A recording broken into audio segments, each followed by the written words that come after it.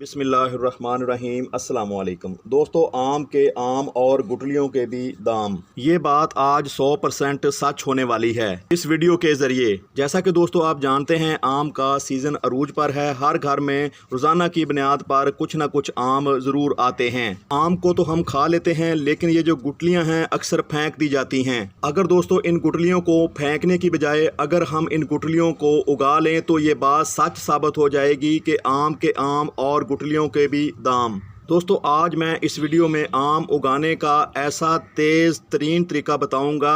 इस तरीके से ना आम के पौधे की गुठली को बाहर आने के लिए जद्दोजहद करना पड़ेगी और ना ही आपको लंबा इंतज़ार करना पड़ेगा। इस मेथड के तहत सिर्फ 5 से 6 दिन के अंदर आम का पौधा गुठली से बाहर आ जाएगा। आम उगाने के लिए अमूमन रवायती तरीका इख्तियार किया जाता है, जैसा कि मेरे हाथ में ये गुठली है। गुठली को मिट्टी में इस तरह करके दबा दिया जाता है। तो इस मेथड के तहत दोस्तों आम को ग्रो होते होते तकरीबन 30 दिन लग जाते हैं। जो तरीका मैं आज आपको बताने लगा हूं ये बहुत ही कारगर है। इस तरीके में 5 से 6 दिन के अंदर आम ग्रो हो जाता है और इसके बाद आप 1 महीने के अंदर अंदर इसके ऊपर दूसरे किसी मैच्योर प्लांट से शाख को इसके ऊपर ग्राफ्ट कर सकते हैं। अगर आप गुठली उगाने के लिए रवायती तरीका इख्तियार करते हैं तो जैसा कि आप जानते हैं, ये जो शेल होता है काफ़ी सख्त भी होता है और काफ़ी लचकदार भी होता है, जिसकी वजह से गुठली के अंदर वाला जो बीज होता है उसको बाहर निकलने में काफ़ी मुश्किल होती है। दोस्तों रवायती तरीके में आपने जान लिया कि हम आम को किस तरह मिट्टी में दबा के ग्रो कर सकते हैं। दूसरा तरीका ये है कि आपने इस साइड को, ये जो गुठली की ऊपर वाली साइड होती है, जिस जगह से डंडी लगी होती है, तो उस साइड से आपने थोड़ा सा यहाँ पे कट दे देना है, चीरा दे देना है। इससे क्या होगा कि इसके अंदर जो पानी है वो आसानी से दाखिल हो सकेगा और बीज को ग्रो होने में आसानी होगी।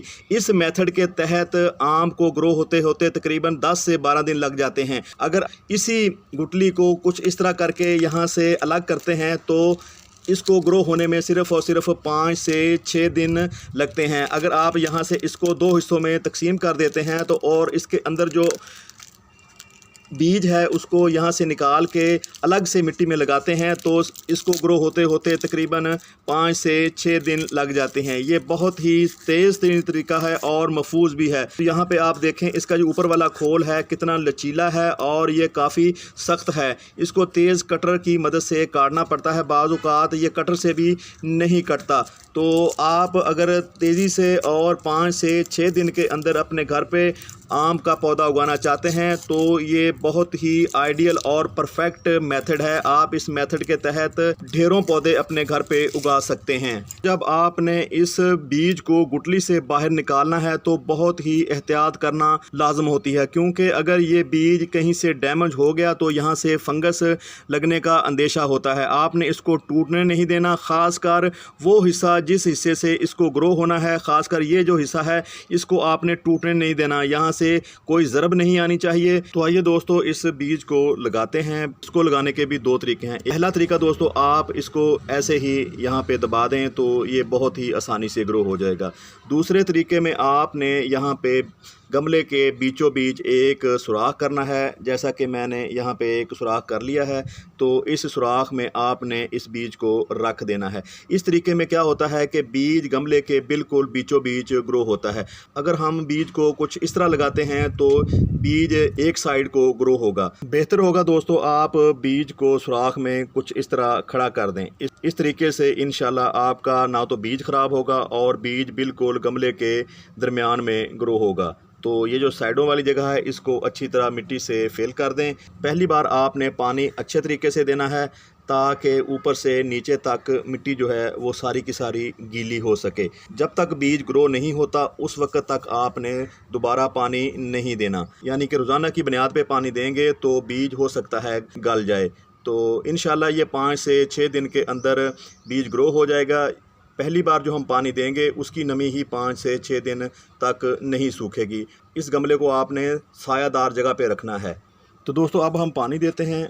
जैसा कि मैंने आपको कहा, पानी आपने काफ़ी ज़्यादा देना है ताकि ऊपर से नीचे तक जो भी मिट्टी गमले में मौजूद है वो सारी की सारी नम हो सके। तो दोस्तों ये है वो पौधा जिसको मैंने आज से तकरीबन 10 दिन पहले इस पॉट में लगाया था।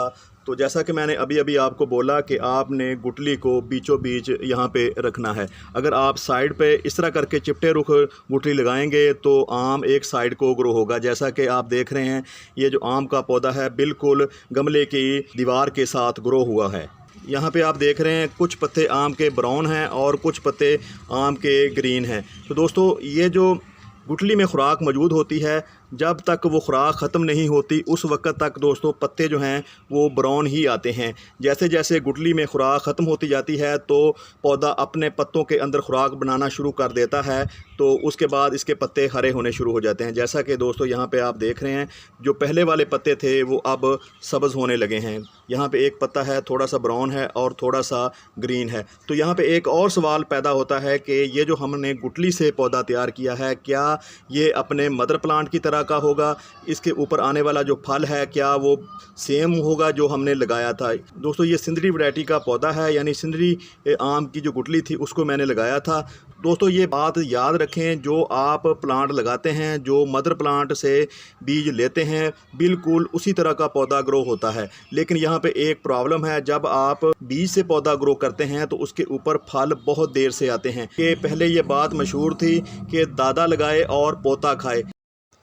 दोस्तों अब पहले वाली बात नहीं है। अगर आप किसी अच्छे पौधे से, अच्छी वैरायटी से कलम लेके पौधे के ऊपर ग्राफ्ट करते हैं तो इंशाल्लाह 2 से 3 साल के अंदर पौधा फ्रूटिंग देना शुरू कर देता है।